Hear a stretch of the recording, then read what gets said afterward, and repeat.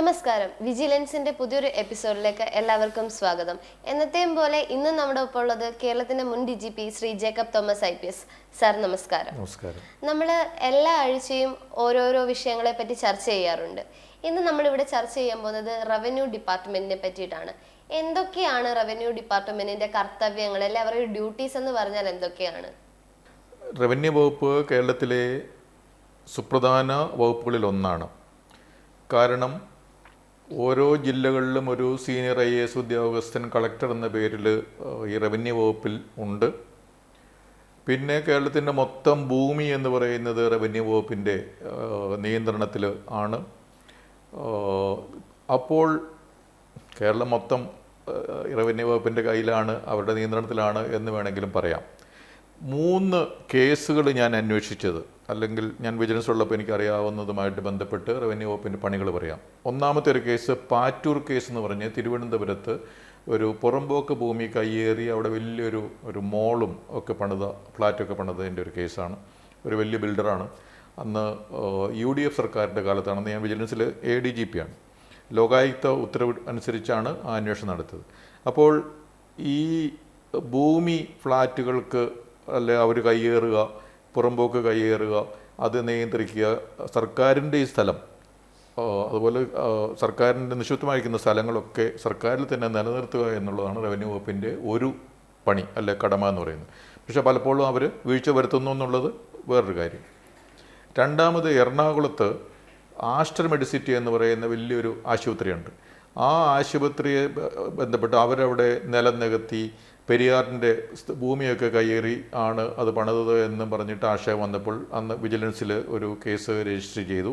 Register ചെയ്ത ശേഷം ഇത് കയ്യേറിയോ ഇല്ലയോ, പെരിയാർ കയ്യേറിയോ ഇല്ലയോ എന്ന് അറിയണമെങ്കിൽ ഇത് സർവേ നടത്തണമല്ലോ.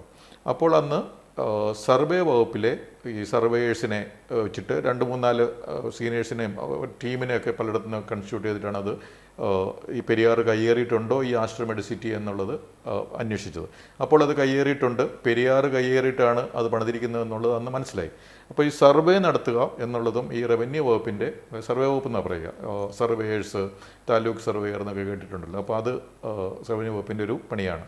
പിന്നെ മൂന്നാമത്തെ ഒരു പണിയാണ് ഈ നമ്മുടെ ഭൂമിയുടെ രജിസ്ട്രേഷൻ, പട്ടയം നൽകൽ, അങ്ങനത്തെ കാര്യങ്ങളൊക്കെ. രവീന്ദ്രൻ പട്ടയം എന്നൊക്കെ കേട്ടിട്ടുണ്ടല്ലോ.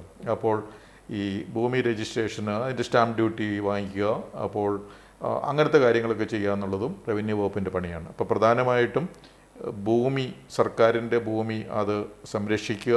അപ്പോൾ അത് ഇനി വേറെ എവിടെയെങ്കിലും സ്ഥലം സർക്കാരിന് ഏറ്റെടുക്കണമെങ്കിൽ, സ്ഥലം ഏറ്റെടുക്കുക എന്നൊക്കെ പറയത്തില്ല പദ്ധതികൾക്ക് വേണ്ടി, അത് നടപ്പാക്കുക. അപ്പോൾ അത് സർക്കാരിലേക്കായി.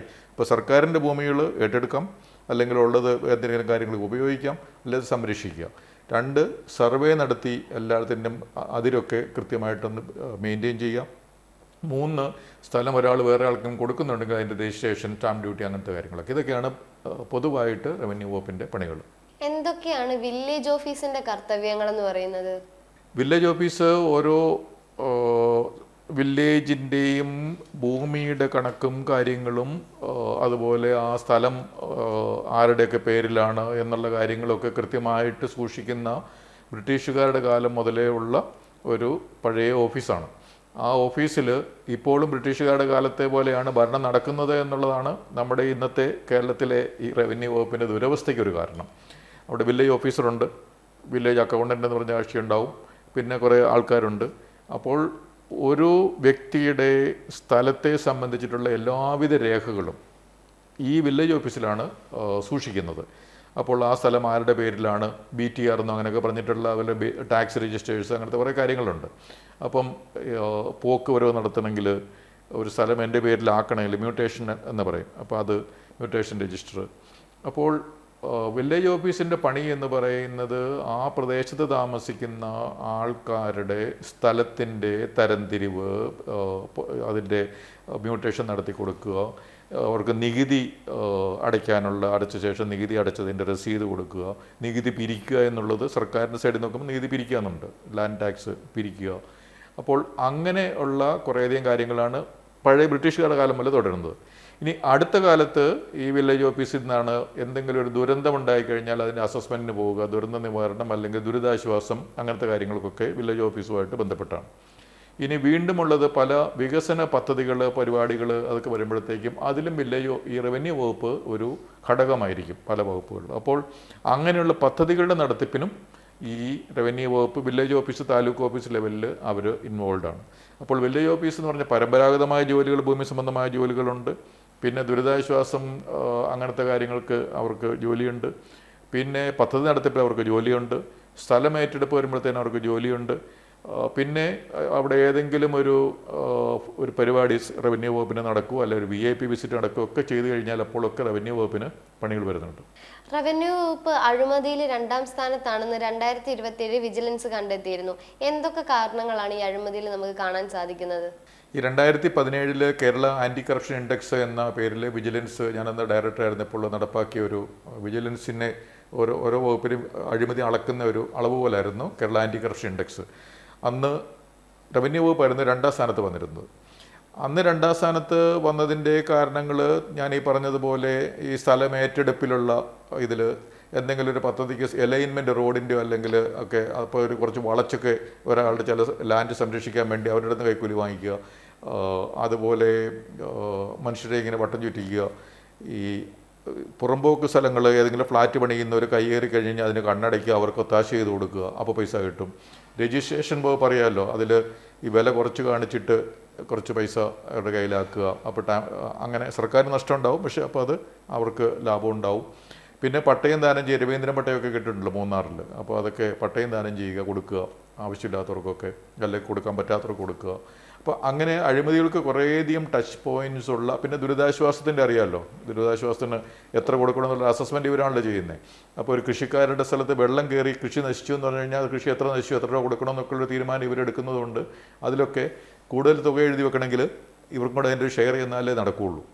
അപ്പോൾ അങ്ങനെ വിവിധങ്ങളായ കറപ്ഷൻ ടച്ച് പോയിൻറ്റ്സ് എന്ന് പറയുന്ന ഒരു കൺസെപ്റ്റ് ഞാൻ വിജിലൻസ് എടുത്തപ്പോൾ നടപ്പാക്കിയിരുന്നത്. അത് ഓരോ വകുപ്പിലും എന്തൊക്കെയാണ് ഈ കറപ്ഷന് നടത്താൻ സാധ്യതയുള്ള അവസരങ്ങളുള്ള കാര്യങ്ങളെന്നുള്ളത്. അപ്പോൾ റവന്യൂ വകുപ്പിൽ കുറേയധികം ഇങ്ങനത്തെ കറപ്ഷൻ ടച്ച് പോയിൻറ്റ്സ് ഉണ്ട്.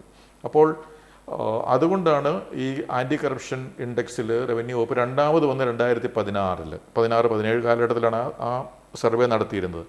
പക്ഷേ 2023 ആയപ്പോഴത്തേക്കും റവന്യൂ വകുപ്പ് 1ാം സ്ഥാനത്തായി എന്ന് ഈ ഹിന്ദു പത്രം ഒരു RTI ചോദിച്ചു, വിജിലൻസ് ചോദിച്ചപ്പോഴത്തേക്കും 2017 മുതൽ 2022 വരെയുള്ള 5 വർഷ കാലഘട്ടത്തിൽ വിജിലൻസ് അറസ്റ്റ് ചെയ്തത് വകുപ്പ് തിരിച്ച് ചോദിച്ചപ്പോൾ റവന്യൂ വകുപ്പാണ് 1ാം സ്ഥാനത്ത് എന്ന് ഇപ്പോൾ അടുത്ത കാലത്ത് ആയിട്ടുണ്ട്. റവന്യൂ ഇപ്പോൾ 2അല്ല 1ാം സ്ഥാനത്താണ്. അപ്പോൾ 2ാം സ്ഥാനത്തേക്ക് ഈ പറഞ്ഞ അന്നൊന്നായിരുന്ന LSTD നഗരകാര്യ പഞ്ചായത്ത് വകുപ്പ് 2ാം സ്ഥാനത്തേക്ക് വന്നു, പോലീസ് 3ാം സ്ഥാനം, ആരോഗ്യവകുപ്പ് 4ാം സ്ഥാനം. അങ്ങനെയാണ് ഇപ്പോഴത്തെ ഒരു റാങ്കിങ് അഴിമതിയുടെ കാര്യത്തിൽ കേരളത്തിൽ. അപ്പോൾ റവന്യൂ വകുപ്പ് ഈ 1ാം സ്ഥാനത്താകാൻ കാര്യം 2017 മുതൽ 2022 വരെ വിജിലൻസ് അറസ്റ്റ് ചെയ്ത 151 പേരിൽ 42 പേരും റവന്യൂ വകുപ്പ് എന്ന് പറഞ്ഞ ഒറ്റ വകുപ്പ് ഇതാണ്. അതിൻ്റെ അടുത്ത ഈ നഗരകാര്യ വകുപ്പിൽ 25 പേരോ, അത് കഴിഞ്ഞ് മറ്റേ പഞ്ചായത്ത് വകുപ്പിൽ 16 പേരോ 15 പേരോ, അങ്ങനെ അത് കഴിഞ്ഞ് പോലീസ് 15, അങ്ങനെയാണ് അത് പോകുന്നത്. അപ്പോൾ ഏറ്റവും അധികം അറസ്റ്റ് നടത്തുന്ന വകുപ്പ് ഇതാണെങ്കിൽ അത് അഴിമതിയുടെ സുതാര്യമായ ഒരു അളവ് പോലെ തന്നെയാണല്ലോ. അപ്പോൾ അഴിമതിയിൽ 1ാം സ്ഥാനത്താണ് എന്ന് ആ RTI അനുസരിച്ച് നമുക്ക് പറയാൻ പറ്റും. അപ്പോൾ 2016-17 കാലഘട്ടങ്ങളിൽ 2ാം സ്ഥാനത്തിരുന്ന റവന്യൂ വകുപ്പ് 2023 അല്ല അതിനുശേഷം അത് 1ാം സ്ഥാനത്തേക്ക് എത്തി അഴിമതിയുടെ കാര്യത്തിൽ എന്ന് ഇപ്പോൾ നമുക്ക് മനസ്സിലാക്കാൻ പറ്റും.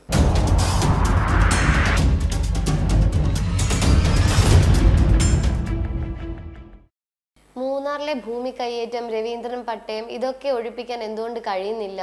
മൂന്നാറിൽ അച്യുതാനന്ദൻ മുഖ്യമന്ത്രിയായിരുന്ന സമയത്താണ് 3 സീനിയർ ഉദ്യോഗസ്ഥരെ അവിടുത്തെ കയ്യേറ്റങ്ങളൊക്കെ ഒഴിപ്പിക്കാൻ വേണ്ടി വളരെ ധീരമായ ഒരു തീരുമാനം. അന്ന് ഇന്ത്യ ഒട്ടാകെ മാത്രമല്ല വിദേശത്ത് വരെ അതിൻ്റെ വിഷ്വൽസ് വലിയൊരു തലക്കെട്ടോടുകൂടി പോയിരുന്നു. കാരണം വളരെ കാര്യക്ഷമമായ ഒരു മന്ത്രിസഭ, അതിന് നേതൃത്വം നൽകുന്ന അച്യുതാനന്ദൻ എന്ന് പറയുന്ന ഒരു മുഖ്യമന്ത്രി, അദ്ദേഹം സർക്കാരിൻ്റെ ഭൂമികൾ ആരെങ്കിലും കയ്യേറിയിട്ടുണ്ടെങ്കിൽ അത് തിരിച്ചു പിടിക്കാൻ വേണ്ടി ഒരു വളരെ ബോൾഡായിട്ടുള്ളൊരു സ്റ്റെപ്പ് എടുത്തിരിക്കുന്നു. അതിന് സുരേഷ് കുമാർ എന്ന് പറയുന്ന ഒരു IAS ഓഫീസറുടെ നേതൃത്വത്തിൽ രാജീവ് നാരായണസ്വാമി, ഋഷി, അങ്ങനെയൊക്കെ 3 പേരെ അങ്ങോട്ട് കൊടുക്കുകയും അപ്പോൾ അതിന് പല ആക്ഷേപങ്ങളുണ്ടായപ്പോഴത്തേക്കും അത് അന്ന് പ്രസിദ്ധമായ ഒരു വാചകമുണ്ട്, പൂച്ചയുടെ നിറം നോക്കേണ്ട കാര്യമില്ല, പൂച്ച എലിയെ പിടിച്ചാൽ പോരെ, പണി ചെയ്തുന്നുണ്ട്, അവൾ പണി ചെയ്യുന്നുണ്ട് എന്നൊക്കെ അച്യുതാനന്ദൻ അന്ന് പറയുകയൊക്കെ ചെയ്തിരുന്നു. ഏകദേശം അന്ന് വളരെ വിഷ്വലൊക്കെ നല്ലതായിരുന്നു. ഈ JCB കൊണ്ട് ഉള്ള കെട്ടിടങ്ങളൊക്കെ അനധികൃതമായിട്ടുള്ള എല്ലാം ഇടിച്ച് നിരപ്പാക്കുന്നവരായിരുന്നു. പക്ഷേ ഏകദേശം ഒരു മാസത്തിനടുത്തെത്തിയപ്പോഴത്തേക്കും നമ്മുടെ ഇപ്പോഴത്തെ ഭരണകക്ഷിയായ CPIയുടെ പാർട്ടി ഓഫീസിൽ പോയി തൊട്ടു. ആ CPI എന്ന് പറയുന്ന ഇന്നത്തെ ഭരണകക്ഷിയായ ആ പാർട്ടിയുടെ പാർട്ടി ഓഫീസിൽ പോയി തൊട്ടപ്പോൾ അവിടെ നിന്നു, ഒഴിപ്പിക്കൽ അവിടെ നിന്നു. സ്വിച്ച് ഇട്ടതുപോലെ സ്വിച്ച് ഓഫ് ആക്കുമല്ലോ എന്ന് പറഞ്ഞതുപോലെ ഈ 3 ഉദ്യോഗസ്ഥരെ വെച്ച് അച്യുതാനന്ദൻ മന്ത്രിസഭ, LDF തന്നെയാണ് കേട്ടോ, അവരുടെ ഒഴിപ്പിക്കൽ CPIയുടെ പാർട്ടി ഓഫീസിൽ തൊട്ടപ്പം നിന്നു. അപ്പോൾ എന്തുകൊണ്ട് നിന്നു എന്ന് ചോദിച്ചു കഴിഞ്ഞാൽ പാർട്ടി ഓഫീസിൽ തൊട്ടു എന്നുള്ളതാണ്. ഓരോ ജില്ലയിലും ഒരു IAS ഓഫീസറാണ് റവന്യൂ ഡിപ്പാർട്ട്മെന്റ് നയിക്കുന്നത്. എന്നിട്ടും ജനങ്ങൾക്ക് പരാതി കൂടാതെ എന്തുകൊണ്ട് സേവനങ്ങൾ ലഭിക്കുന്നില്ല? ഓരോ ജില്ലയിലും കളക്ടർ റവന്യൂ വകുപ്പിൻ്റെ പ്രതിനിധിയായിട്ട് തന്നെയാണ് നിൽക്കുന്നത്.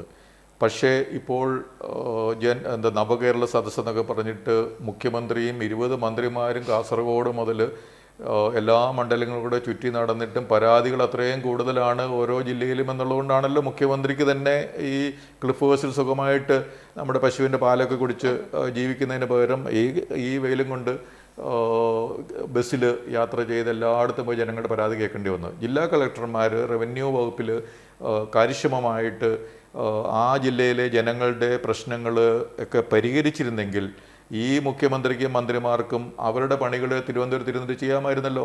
അതിന് പകരം ഈ കളക്ടർ പരാതി ഓരോ ജില്ലയിലെ ജനങ്ങളുടെ പരിഹരിക്കേണ്ട ആ കളക്ടറുടെ പണിയും വില്ലേജ് ഓഫീസിൻ്റെ പണിയും താലൂക്ക് ഓഫീസറുടെ പണിയും ഒക്കെ മുഖ്യമന്ത്രി പോയി ചെയ്യേണ്ട ഒരവസ്ഥ ഇന്ന് 2023-24 കാലഘട്ടത്തിൽ കേരളത്തിൽ ഉണ്ടെങ്കിൽ അതിൻ്റെ അർത്ഥം റവന്യൂ വകുപ്പിൻ്റെ ഈ ജില്ലാ തലത്തിലും താലൂക്ക് തലത്തിലും വില്ലേജ് തലത്തിലുമുള്ള ഓഫീസുകൾ അവരുടെ പ്രവർത്തനം ഒട്ടും കാര്യക്ഷമമല്ല. ജനങ്ങളുടെ പരാതി പരിഹരിക്കാൻ അവർക്ക് പറ്റുന്നില്ല, സാധിക്കുന്നില്ല, അല്ലെങ്കിൽ അത് നടത്തുന്നില്ല എന്നുള്ളതുകൊണ്ടാണ്. റവന്യൂ വകുപ്പിന്റെ സ്ഥലമെടുപ്പ് നടപടി സുതാര്യമാണോ? റവന്യൂ വകുപ്പിൻ്റെ ഏറ്റവും സുതാര്യമല്ലാത്ത ഒരു നടപടിയാണ് ഈ സ്ഥലമെടുപ്പ് എന്ന് പറയുന്നത്. റവന്യൂ വകുപ്പാണ് കേരളത്തിൽ സർക്കാരിൻ്റെ ഏതെങ്കിലും പദ്ധതികൾക്ക് സ്ഥലം ഏറ്റെടുക്കണമെങ്കിൽ സ്വകാര്യ വ്യക്തികളിൽ നിന്നോ എടുക്കണമെങ്കിൽ അതിനുള്ള അധികാരപ്പെട്ട ഒരു വകുപ്പ്. അത് മെട്രോ പണിയാൻ വേണ്ടിയിട്ട് എറണാകുളം സിറ്റിയിൽ സ്ഥലം ഏറ്റെടുത്തപ്പോഴുള്ള ആക്ഷേപങ്ങളൊക്കെ ഇവിടെ എല്ലാവർക്കും അറിയാം. അതുപോലെ പിന്നെ ഈ ട്രിവാൻഡ്രത്തൊക്കെ ടെക്നോ പാർക്ക് പണിതപ്പോൾ അതിൻ്റെ സ്ഥലമേറ്റെടുപ്പ്, ഇൻഫോ പാർക്ക്, ഇൻഡസ്ട്രിയൽ പാർക്കുകൾ, പൈപ്പ് ഇടുന്നതിന് ഉള്ള സ്ഥലമേറ്റെടുപ്പ്, റോഡ് പണിയുന്നതിനുള്ള സ്ഥലമേറ്റെടുപ്പ്, തുറമുഖം പണിയുന്നതിൽ, എയർപോർട്ട് പണിയുന്നതിനുള്ള സ്ഥലമെടുപ്പ്. അങ്ങനെ സ്ഥലമെടുപ്പ് കേരളത്തിൽ കഴിഞ്ഞ കുറേ വർഷങ്ങളായിട്ട് എയർപോർട്ട് പണിയാൻ വേണ്ടി എത്രയോ ഏക്കർ കിടക്കുന്ന സ്ഥലമേറ്റെടുത്തിട്ടുണ്ട്, പൈപ്പ് ഇടാൻ വേണ്ടിയിട്ട് എത്രയോ സ്ഥലമേറ്റെടുത്തിട്ടുണ്ട്. അതുപോലെ info park, techno park, smart city, industrial പാർക്കുകൾ, അങ്ങനെ സ്ഥലമേറ്റെടുപ്പ് എന്ന് പറയുന്നത് സ്ഥിരമായിട്ടുള്ളൊരു പരിപാടിയാണ്. അതിന് ലാൻഡ് അക്വസിഷൻ്റെ ചുമതലപ്പെട്ട അതിനുള്ള ഒരു തഹസീൽദാർ അതിനെ ചുമതലപ്പെടുത്തും, അതിനുള്ള വണ്ടി വാഹനങ്ങൾ. അപ്പോൾ അത് പിന്നെ അത് എത്രയാണ് അതിൻ്റെ വില നിശ്ചയിക്കുക, വില കൊടുക്കുക. അപ്പം ഈ വില നിശ്ചയിക്കുന്നതിലും വില കൊടുക്കുന്നതിലും ഒക്കെ ഈ പൈസയുടെ ഇടപാടാണല്ലോ. അപ്പോൾ റവന്യൂ വകുപ്പാണ് ഇതിൻ്റെ അധികാരി എന്നുള്ളത് കൊണ്ട് തന്നെ ഈ സ്ഥലമേറ്റെടുപ്പ് ഒട്ടും സുതാര്യമല്ലാതെ നടക്കുന്ന ഒരു കാര്യമാണ്. പലപ്പോഴും ഈ റോഡിൻ്റെ വേണ്ടി സ്ഥലമേറ്റെടുക്കും, അല്ലെങ്കിൽ പൈപ്പ് ഇടാൻ വേണ്ടി സ്ഥലമേറ്റെടുക്കും, അല്ലെങ്കിൽ ഇൻഫോ പാർക്ക്, അല്ലെങ്കിൽ ഏതെങ്കിലും പാർക്കിന് വേണ്ടി സർക്കാരിൻ്റെ പല ആവശ്യങ്ങൾക്ക് വേണ്ടി സ്ഥലമേറ്റെടുപ്പ് വേണ്ടി വരും. അപ്പോൾ അത് ആരുടെ എടുക്കണം അതിൻ്റെ ഒരു തീരുമാനം, അല്ലെങ്കിൽ ആരുടെ എടുക്കണ്ട അങ്ങനെ ഒരു തീരുമാനം, അതിലൊക്കെ അഴിമതി അല്ലെ സുതാര്യതയില്ലായ്മ ഉണ്ട് എന്നുള്ളത് നാട്ടിലെല്ലാവർക്കും അറിയാവുന്ന കാര്യമാണ്. സിൽവർ ലൈൻ പദ്ധതിക്ക് മഞ്ഞക്കുറ്റി ഇട്ടത് വലിയൊരു വിവാദമായല്ലോ. അതിന്റെ പിന്നിലുള്ള കാരണങ്ങൾ എന്തൊക്കെയാണ്? ഈ സിൽവർ ലൈൻ പദ്ധതി എന്തിനാണ് നടപ്പാക്കുന്നത് എന്നുള്ളത് തന്നെ അഴിമതിക്ക് വേണ്ടിയിട്ടാണ്.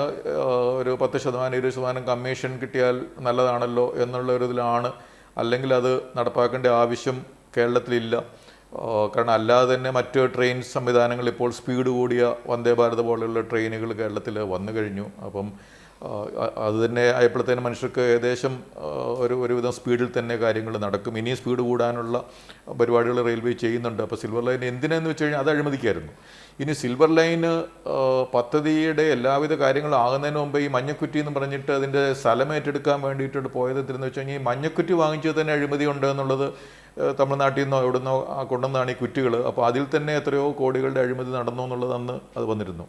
ഇനി അന്നും ഈ പറഞ്ഞതുപോലെ ഈ സിൽവർ ലൈൻ പദ്ധതി എതിലേ പോകണം, ആരുടെ സ്ഥലത്ത് ആണ് ഏറ്റെടുക്കേണ്ടത്, ആരുടെ സ്ഥലം ഏറ്റെടുക്കണ്ട എന്നുള്ള കാര്യങ്ങളിലും അന്ന് ഈ അഴിമതിക്കുള്ള വകുപ്പുണ്ടല്ലോ.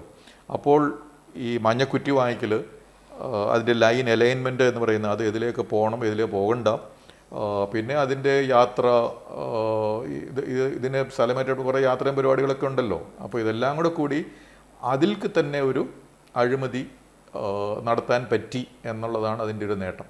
ഈ കഴിഞ്ഞ ദിവസം റെയിൽവേ മന്ത്രിയോട് തന്നെ സിൽവർ ലൈന് ഈ ബഡ്ജറ്റ്, കേന്ദ്ര ബഡ്ജറ്റ് കഴിഞ്ഞപ്പോഴത്തേനും സിൽവർ ലൈന് എന്താണെന്ന് ചോദിച്ചപ്പോഴത്തേനും കേന്ദ്ര റെയിൽവേ മന്ത്രി തന്നെ പറയുന്നു അതിനെപ്പറ്റി എനിക്കറിഞ്ഞൂടെ, കേരളത്തിൽ നിന്നും അതിനെപ്പറ്റി പ്രത്യേകിച്ച് ഒരു ശുഷ്കാന്തിയോ പ്രത്യേകിച്ചൊന്നും കേൾക്കുന്നില്ല. അപ്പോൾ അന്ന് മഞ്ഞക്കുറ്റിക്കുള്ള പൈസ ഒക്കെ പോക്കറ്റിലായി. അതിനുശേഷം ഇനിയിപ്പോൾ അതിനെപ്പറ്റി ഇല്ലെങ്കിലും കുഴപ്പമില്ല എന്നുള്ള അവസ്ഥയിലാണ് ഇപ്പോൾ അതിൻ്റെ പോക്ക്.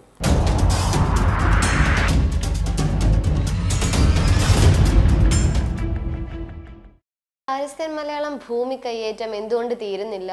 ഈ ഹാരിസൺ മലയാളത്തിൻ്റെ ഒരു 2 കേസുകൾ വിജിലൻസിൽ, ഞാൻ വിജിലൻസിൽ ADGP ആയിരുന്ന സമയത്തുണ്ടായിരുന്നു. അന്ന് വിൻസെൻ്റ് പോൾ ആയിരുന്നു അതിൻ്റെ ഡയറക്ടർ. അപ്പോൾ അന്ന് ഹാരിസൺ മലയാളത്തിൻ്റെ ഈ വലിയ സ്യൂട്ടും കോട്ടും ഒക്കെ ഇട്ട കുറേ വലിയ ആൾക്കാർ അന്നത്തെ ഡയറക്ടറായ വിൻസെൻ്റ് പോളിനെ കാണാൻ വന്നപ്പോൾ അപ്പം എന്നെയും വിളിച്ചിരുന്നു ആ ഒരു മീറ്റിങ്ങിന്. അപ്പോഴാണ് ഈ ഹാരിസൺ മലയാളം പറഞ്ഞ കേസ് എന്താണെന്നുള്ളത് ഞാൻ ആദ്യമായിട്ട് കാണുന്നത്. അപ്പോൾ ആ കേസ് തിരുവനന്തപുരത്തെ ഒരു യൂണിറ്റാണ് നോക്കുന്നത്. അപ്പോൾ ആ യൂണിറ്റ് എന്നോടും കൂടെ അത് നോക്കണമെന്ന് പറഞ്ഞു, ആ യൂണിറ്റും കൂടെ. അപ്പോൾ ഞാൻ അതിൻ്റെ ഫയൽ നോക്കിയപ്പോൾ ഈ പണ്ട് കാലത്ത് തമിഴിൽ എഴുതിയ ഏതോ ഒരു ഡോക്യുമെൻ്റ്, അത് നമ്മുടെ വളരെ പ്രഖ്യാപനായ നമ്മുടെ പയസ് കുര്യാക്കോസ് എന്ന് പറയുന്ന പിന്നീട് ലോകായുക്തയായ അദ്ദേഹമാണ് അത് നോട്ടറൈസ് ചെയ്ത് കൊടുത്തിരിക്കുന്നത്. അപ്പോൾ ഇതിൻ്റെ ഒറിജിനൽ ആധാരമോ സാധനമോ ഡോക്യുമെൻ്റോ എന്താണെന്നുള്ളതൊന്നും ഇതുവരെ ഒരിടത്തുമില്ല. പക്ഷേ ഈ പയസ് കുര്യാക്കോസ് എന്ന് പറയുന്നത് പിന്നീട് ലോകായുക്തയായ ജഡ്ജായ അദ്ദേഹം വക്കീലായിരുന്ന സമയത്ത് ഒരു ഡോക്യുമെൻ്റ് നോട്ടറൈസ്, അതാണ് അവരുടെ കാതലായ ഒരു ആധാരം.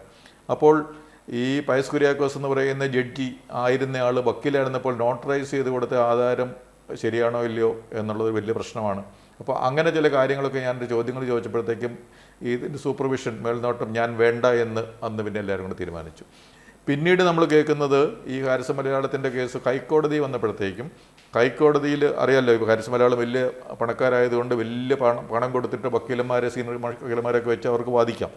സർക്കാരിന് വേണ്ടി വാദിച്ചൊരു വക്കീലുണ്ടായിരുന്നു, വളരെ കാര്യക്ഷമമായിട്ട് വാദിച്ചൊരു വക്കീൽ, ഒരു ലേഡി വക്കീൽ. ആ വക്കീലിനെ മാറ്റിയത് നമ്മൾ മാധ്യമങ്ങളിൽ കണ്ടിരുന്നു. ഹാരിസൺ മലയാളത്തിൻ്റെ കേസ് ന്യായമായിട്ടും സത്യസന്ധമായിട്ടും വാദിച്ച് സർക്കാരിന് വേണ്ടി വാദിച്ച ഒരു വക്കീലിനെ സർക്കാർ മാറ്റിയെങ്കിൽ അതെന്തുകൊണ്ട് എന്ന് നമ്മൾ ചിന്തിച്ചാൽ മതി. എന്തുകൊണ്ടാണ് ഹാരിസൺ മലയാളം കേസ് ഇപ്പോഴും അങ്ങനെ നിൽക്കുന്നുള്ളൂ. ഭൂമി തരംതിരിക്കൽ ഈ റവന്യൂ വകുപ്പിന് ഒരു അധിക പണിയല്ലേ? ഭൂമി തരംതിരിക്കൽ എന്ന് പറയുന്നത് ഈ 2008 ഈ തണ്ണീർത്തടം ഈ നെൽവയൽ നിയമം വന്നതിന് ശേഷമാണ് അതൊരു വലിയൊരു പ്രശ്നമായത്. കാരണം എല്ലാവരും ഇനി ഈ നെൽപ്പാടം വെച്ചുകൊണ്ടിരുന്നൊരു കാര്യമില്ലല്ലോ. അപ്പോൾ അതിനെയൊക്കെ നികത്തി കരഭൂമിയാക്കുക, അത് നിലമാണോ കരയാണോ എന്നുള്ളതാണ് ഇതിൻ്റെ ഒരു കാര്യം. അപ്പോൾ അതിനുവേണ്ടി ഇപ്പോൾ 2 ലക്ഷത്തോളം അപേക്ഷകൾ കെട്ടിക്കിടക്കുന്നതെന്നാണ് അറിയാൻ കഴിയുന്നത്. അപ്പോൾ അതുപോലെ ഇപ്പോൾ RDOയ്ക്കാണ് അതിൻ്റെ ഒരു അധികാരമുള്ളത്. അതായത് ഒരു വീട് വെക്കണമെങ്കിൽ 10 സെൻറ്റ് പഞ്ചായത്തിൽ കൊടുക്കാം, അല്ല 5 സെൻറ്റ് അല്ലാത്ത കൊടുക്കുക. അത് RDO ആണ് ചുമതലപ്പെടുന്നത്. ഇപ്പോൾ അടുത്ത കാലത്ത് അത് ഡെപ്യൂട്ടി കളക്ടറോ ഡെപ്യൂട്ടി തഹസിൽദാരോ അങ്ങനെ ഏതോ കുറച്ചുകൂടി ലോവർ ലെവലിലെ ഒരു അതോറിറ്റിയിലേക്ക് മാറ്റണമെന്ന് പറഞ്ഞൊരു ബില്ല് ഗവർണറുടെ അടുത്തേക്ക് അയക്കുകയും ഗവർണർ ഒപ്പിടാതെ വെക്കുകയൊക്കെ ചെയ്തിട്ടുണ്ട്. കാരണം അത് തരംതിരിക്കൽ എന്ന് പറയുന്നത് ഭൂമി ഈ പാടം നികത്താൻ പാടില്ല നിയമമുണ്ടല്ലോ. അപ്പോൾ ഈ പാടം നികത്തി അതെല്ലാം കരയാക്കണം. കാരണം പാടത്തിന് വിലയില്ല. ഇപ്പം പാടം എന്ന് പറഞ്ഞിട്ടൊരു ബാങ്കിൽ ഒരു ലോണിന് ചെന്ന് കഴിഞ്ഞാൽ പിന്നെ പാടമാണോ ഒരു പൈസ പോലും ഒരു ബാങ്കും തരത്തില്ല. കാരണം ഒരു വിലയുമില്ലാത്തൊരു സാധനമായിട്ട് ഈ പാടം മാറിയത് ഈ 2008 ആ നിയമം കൊണ്ടാണ്. അപ്പോൾ ബുദ്ധിയുള്ള മനുഷ്യർ എന്ത് ചെയ്യും? അവനൊക്കെ നികത്തി കരയാക്കാൻ നോക്കും. അതാണ് ഈ തരംതിരിക്കൽ എന്ന് പറയുന്നത്. അപ്പോൾ അത് നടക്കാത്തതിന് പേര് കഴിഞ്ഞ ദിവസം ഹൈക്കോടതി തന്നെ ഒരു കേസ് വന്നു. ഇവിടെ ഒരു സ്ത്രീ മുളവുകാട് മറ്റോ, എനിക്ക് 85 വയസ്സായി, എനിക്കൊരു വീട് വെച്ച് താമസിക്കുന്ന ആഗ്രഹമുണ്ട്, ഇത്രയും കാലമായിട്ട് ഇവരത് തരം മാറ്റി തന്നിട്ടില്ല. ഒരു 10 സെൻറ്റ് എനിക്ക് കരയാക്കി തരണം. അപ്പോൾ ഹൈക്കോടതി പറഞ്ഞു യെസ്, 85 വയസ്സായ ഒരു സ്ത്രീയുടെ കാര്യം നമ്മൾ നോക്കണം, അതുകൊണ്ട് കരയാക്കണമെന്ന് ഹൈക്കോടതി ഉത്തരവിടേണ്ടി വന്നു. 10 സെൻറ്റ് കരയാക്കി കൊടുക്കാൻ വേണ്ടി തരംതിരിവെന്ന് പറയുന്നത്. ഈ തരംതിരിവ് അധിക പണിയാണ്, തീർച്ചയായിട്ടും ആണ്. അതേസമയം അതിനു വേണ്ടിയുള്ള തസ്തികകൾ അടുത്ത കാലത്ത് സൃഷ്ടിച്ചിട്ടുണ്ട്. 181ഓളം പുതിയ ക്ലർക്കുമാരുടെ തസ്തിക സൃഷ്ടിച്ചു. ഈ തരംമാറ്റത്തിന് വേണ്ടി മാത്രമായിട്ട് 220 വാഹനങ്ങൾ കരാറടിസ്ഥാനത്തിൽ വാടകയ്ക്കെടുക്കാൻ വേണ്ടിയിട്ട് സർക്കാർ അനുമതി കൊടുത്തിട്ടുണ്ട്. അതുപോലെ സർവേയർമാർ 121 മറ്റോ താൽക്കാലിക അടിസ്ഥാനത്തിൽ ഈ തരംമാറ്റത്തിന് വേണ്ടി മാത്രമായിട്ട് സർക്കാർ അധിക തസ്തികകൾ സൃഷ്ടിച്ചിട്ടുണ്ട്, അനുമതി കൊടുത്തിട്ടുണ്ട്. അപ്പോൾ അധിക പണിയാണെന്നുള്ളത് കറക്റ്റാണ്. അതേസമയം അധിക തസ്തികകളും ആ ജോലി ചെയ്യാൻ വേണ്ടി സർക്കാർ ഇപ്പോൾ സൃഷ്ടിച്ചിട്ടുണ്ട്. റവന്യൂ വകുപ്പിൽ ഇപ്പോൾ അഴിമതി കുറഞ്ഞോ? റവന്യൂ വകുപ്പിൽ അഴിമതി കുറഞ്ഞോ ഇല്ലയോ എന്നുള്ളത് 2016-17 കാലഘട്ടത്തിൽ കേരള ആൻറ്റി കറപ്ഷൻ ഇൻഡെക്സിൽ അവർ 2ാം സ്ഥാനത്തായിരുന്നത്. അടുത്ത കാലത്ത് RTI അനുസരിച്ച് അവർ 1ാം സ്ഥാനത്ത് എത്തി എന്നുള്ളത് നമ്മൾ മനസ്സിലാക്കിയൊരു കാര്യമാണ്. അപ്പോൾ റവന്യൂ വകുപ്പിൽ അഴിമതി കുറഞ്ഞിട്ടില്ല. പക്ഷേ അഴിമതി കുറഞ്ഞിട്ടില്ല എന്നവർ മനസ്സിലാക്കിയപ്പോഴത്തേക്ക് 2013 ജനുവരിയിൽ അവർ ടോൾ ഫ്രീ നമ്പർ പുതുതായിട്ട് സ്ഥാപിച്ചിട്ടുണ്ട്. അപ്പോൾ അതിൽ അഴിമതി എവിടെയെങ്കിലും കണ്ടു കഴിഞ്ഞാൽ ഈ ടോൾ ഫ്രീ നമ്പറിലേക്ക് വിളിച്ചോ എന്ന് പറഞ്ഞ് 2023 ജനുവരിയിലാണ് ടോൾ ഫ്രീ നമ്പർ തുടങ്ങി. അതിനു മുമ്പൊന്നും അങ്ങനെ ഒരു വകുപ്പില്ലായിരുന്നു. 2023 ജൂൺ മാസം ആകുമ്പോഴത്തേന് ഒരു പ്രത്യേക പോർട്ടലും അവർ തുടങ്ങി, പരാതി എന്നൊക്കെ പറഞ്ഞിട്ട്, പരാതി എന്തെങ്കിലും ഉണ്ടെങ്കിൽ നൽകാമെന്ന് പറഞ്ഞു. അപ്പോൾ റവന്യൂ വകുപ്പ് അഴിമതിയിൽ 1ാം സ്ഥാനത്ത് ആണ് എന്ന് തിരിച്ചറിവ് വന്ന ശേഷം കഴിഞ്ഞ വർഷം 2023 പ്രത്യേക ഒരു ടോൾ ഫ്രീ നമ്പറും പ്രത്യേക ഒരു പോർട്ടലും ഈ അഴിമതി അവസാനിപ്പിക്കാൻ എന്നുള്ള പേരിൽ അവർ തുടങ്ങിയിട്ടുണ്ട്. അതൊക്കെ ഒരു ഗിമ്മിക്സ് ആണ് എന്ന് നമ്മളിപ്പം ഒരു വില്ലേജ് ഓഫീസിലോ അല്ലെങ്കിൽ താലൂക്ക് ഓഫീസിലോ അല്ലെങ്കിൽ അങ്ങനത്തെ റവന്യൂവിൻ്റെ കാര്യങ്ങൾ അല്ലെങ്കിൽ രജിസ്ട്രേഷൻ നടത്തുന്ന സ്ഥലത്തൊക്കെ പോയാൽ നമുക്ക് മനസ്സിലാവും. ഈ ദൈനംദിന കാര്യങ്ങളിൽ ഇതൊന്നും ഇല്ല, ഇതുകൊണ്ടൊന്നും ഒരു പ്രയോജനമില്ല. കാരണം ഇവിടെയൊക്കെ പരാതി അയച്ചു കഴിഞ്ഞാൽ സംഭവിക്കുന്നത് ആ പരാതി ഇവരുടെ തന്നെ സീനിയർ ഉദ്യോഗസ്ഥർക്കാണ് അത് അന്വേഷിക്കാൻ കൊടുക്കുന്നത്, റവന്യൂ വകുപ്പിൽ തന്നെ. അപ്പോൾ ഈ റവന്യൂ വകുപ്പ് മൊത്തത്തിൽ അഴിമതി ഇല്ലാതാക്കണമെങ്കിൽ revenue secretary, land revenue commissioner, അതിൻ്റെ താഴോട്ടുള്ളവർ, ജില്ലാ കളക്ടർമാർ, താലൂക്ക് തഹസീൽദാർ, ഇങ്ങനത്തെ കക്ഷികളൊക്കെ സൂപ്പർവൈസറി മേൽനോട്ടം വഹിക്കുന്ന ഉദ്യോഗസ്ഥരാണ്. അതിന് മുകളിലൊരു മന്ത്രിയുണ്ട്, റവന്യൂ മന്ത്രി ഉണ്ടല്ലോ. റവന്യൂ മന്ത്രി തീരുമാനിച്ചു കഴിഞ്ഞാൽ വില്ലേജ് ഓഫീസ് വരെ അഴിമതി ഇല്ലാതാക്കാൻ പറ്റും. അപ്പോൾ ഈ മേൽനോട്ടം വഹിക്കുന്ന ആൾക്കാർ, നാട്ടുകാരുടെ ഈ പരാതി അവരാണ് അന്വേഷിക്കുന്നത് വെച്ച് കഴിഞ്ഞാൽ എന്തെങ്കിലും പ്രയോജനം ഉണ്ടാവുമോ? വില്ലേജ് ഓഫീസിന് തീ ഇടുന്നതൊക്കെ എന്തുകൊണ്ടാണ്? ഈ മനുഷ്യരുടെ ഒരു നിസ്സഹായാവസ്ഥ കേരളത്തിൻ്റെ ഭരണം മൂലം, അതാണ് ഈ വില്ലേജ് ഓഫീസ് തീയിടുന്നതിൻ്റെ കാരണം. 2016 വെള്ളറട പഞ്ചായത്തിൽ ഒരു മനുഷ്യൻ പോയി തീയിട്ടതിൻ്റെ കാരണം പോക്കുവരവ് നടത്തി കിട്ടാൻ വേണ്ടി. സാധാരണ അയാളുടെ ഒരു അവകാശമാണ് ഒരു സ്ഥലത്തിന് പോക്കുവരവ് വില്ലേജ് ഓഫീസ് ചെയ്ത് കൊടുക്കുക. പക്ഷേ അയാളെ ഒരു 4 പ്രാവശ്യം നടത്തിച്ചു. അയാൾ അതിൻ്റെ പേരിൽ ഈ പറഞ്ഞ റവന്യൂ വകുപ്പിലെ തന്നെ സീനിയർ ഉദ്യോഗസ്ഥർക്ക് പരാതി അയച്ചു, മുഖ്യമന്ത്രിക്ക് പരാതി അയച്ചു. മുഖ്യമന്ത്രിക്കും പരാതി അയച്ചിട്ടും ഒരു ഗുണവും കിട്ടാതെ അത്രയും ഒരു നിസ്സഹായാവസ്ഥയിലായ ആണ് മനുഷ്യർ ഇന്ന് എന്നുള്ളതാണ് അവസ്ഥ. അപ്പം നിസ്സഹായാവസ്ഥയിലായ മനുഷ്യർ അവർ അവസാനം എന്ത് ചെയ്യുക? ഈ ജനാധിപത്യമാണല്ലോ, ഈ ഓഫീസ് കൊണ്ട് മനുഷ്യർക്ക് ഒരു പ്രയോജനം കിട്ടുന്നില്ല, അല്ലെ പൈക്കൂലി കൊടുത്താൽ മാത്രമേ നടക്കത്തുള്ളൂ. എന്നാൽ പിന്നെ ഓഫീസ് വേണ്ട എന്നുള്ള ഒരു സന്ദേശം നൽകാൻ വേണ്ടിയിട്ടാണ് 2016 വെള്ളറട പോലീസ് സ്റ്റേഷനിൽ തീ വെച്ചതായാലും നല്ല കാര്യമല്ല, അതൊരു കുറ്റകൃത്യമാണ്. എന്നാൽ പോലും ഒരു സന്ദേശമാണ് ജനങ്ങൾക്ക് നൽകുന്നത്. മനുഷ്യർ നിസ്സഹായരാണ്. ഈ ഭരണം എന്ന് പറയുന്നത് അഴിമതിയിൽ മൂടി നിൽക്കുകയാണ് എന്നുള്ളതാണ്. അതുപോലെ തന്നെ നെയ്യാറ്റിൻകരയിൽ, ഈ ഭരണസ്ഥിരാ കേന്ദ്രമായ തിരുവനന്തപുരം ജില്ലയിൽ നെയ്യാറ്റിൻകരയിൽ അതുപോലെ തന്നെ തീ വെച്ച ഒരാൾ, അവിടുത്തെ താലൂക്ക് ഓഫീസ് തീ വെച്ചതും ഏതോ ഒരു ഫണ്ട് കിട്ടാതെ താമസിച്ചതും അയാളെ ഇങ്ങനെ കുറേ നടത്തിയപ്പോഴത്തേനും അയാളെ താലൂക്ക് ഓഫീസും തീ വെച്ചു. അപ്പം ഈ വില്ലേജ് ഓഫീസും താലൂക്ക് ഓഫീസും ഒക്കെ തീ വെക്കുന്നത് മനുഷ്യരുടെ നിസ്സഹായാവസ്ഥയാണ്. ഭരണക്കാർ സാധാരണ മനുഷ്യരുടെ കാര്യങ്ങൾ തിരിഞ്ഞു നോക്കുന്നില്ല. ഈ അഴിമതിയാണ് ഇവിടുത്തെ പ്രധാന മുഖ്യമായ കാര്യം എന്നുള്ളത് കൊണ്ടാണ് തീവെപ്പ് ഒക്കെ നടക്കുന്നത്. വില്ലേജ് ഓഫീസ്, താലൂക്ക് ഓഫീസ്, ഈ ലെവലിലൊക്കെ റവന്യൂ വകുപ്പിനെ കാര്യക്ഷമമാക്കാൻ എന്തൊക്കെ കാര്യങ്ങളാണ് ചെയ്യാൻ കഴിയുക? ഈ വില്ലേജ് ഓഫീസ്, താലൂക്ക് ഓഫീസ്, അതുപോലെ കളക്ട്രേറ്റ് ഒക്കെ റവന്യൂ വകുപ്പിൻ്റെ ഓഫീസുകളാണല്ലോ. അതൊക്കെ കാര്യക്ഷമമാക്കാൻ വേണ്ടിയിട്ട് നമ്മുടെ ഇപ്പോഴത്തെ മുഖ്യമന്ത്രിക്ക് സാധാരണ മനുഷ്യരുടെ പ്രശ്നങ്ങൾ പരിഹരിക്കണമെന്ന് ആഗ്രഹമുണ്ടെങ്കിൽ 2012 സേവനാവകാശ നിയമമുണ്ടല്ലോ. അപ്പോൾ സേവനാവകാശ നിയമങ്ങളിൽ ഓരോ സർട്ടിഫിക്കറ്റ് നൽകുന്നത് എത്ര ദിവസത്തിനകം നൽകണം? 15 ദിവസത്തിനകമോ അല്ല 30 ദിവസത്തിനകമോ നൽകണം. ആ സേവനാവകാശ നിയമം അതിൻ്റെ റൂൾസ് ഉണ്ടാക്കിയിട്ടുണ്ട്. അപ്പോൾ അത് നടപ്പാക്കിയാൽ തീർച്ചയായിട്ടും റവന്യൂ വകുപ്പിലെ അഴിമതി കുറേയധികം കുറയ്ക്കാൻ പറ്റും. റവന്യൂ വകുപ്പ് കുറച്ചുകൂടെ കാര്യക്ഷമമാകും. സാധാരണ മനുഷ്യർക്ക് ഈ പൂക്കരവും അല്ലെങ്കിൽ സർട്ടിഫിക്കറ്റുകളും അങ്ങനത്തെ കാര്യങ്ങളും അല്ലെങ്കിൽ സർവേ നടത്തി കിട്ടാനും ഒക്കെയുള്ള കാര്യങ്ങൾ കുറച്ചുകൂടെ കാര്യക്ഷമമായിട്ട് നടപ്പാക്കാൻ പറ്റും. അപ്പോൾ സാധാരണ മനുഷ്യരുടെ പ്രശ്നങ്ങൾ പരിഹരിക്കണമെന്ന് താല്പര്യമുള്ള ഒരു മുഖ്യമന്ത്രി നമുക്കുണ്ടായാൽ ഈ റവന്യൂ വകുപ്പിലെ അഴിമതി, അതുപോലെ കാര്യക്ഷമതയില്ലായ്മ, സമയത്ത് കാര്യം കിട്ടാതിരിക്കുക, അതൊക്കെ അന്ന് തീരും. ഇതുവരെ റവന്യൂ വകുപ്പിൽ ഏതെങ്കിലും ഈ സേവനാവകാശ നിയമം അനുസരിച്ച് ഒരു സമയത്തൊരു കാര്യം ചെയ്തില്ലെങ്കിൽ 500 രൂപ പിഴയടപ്പിക്കണമെന്നുണ്ട്. അതൊരു ശിക്ഷയായിട്ടാണ് ആ ഉദ്യോഗസ്ഥന്.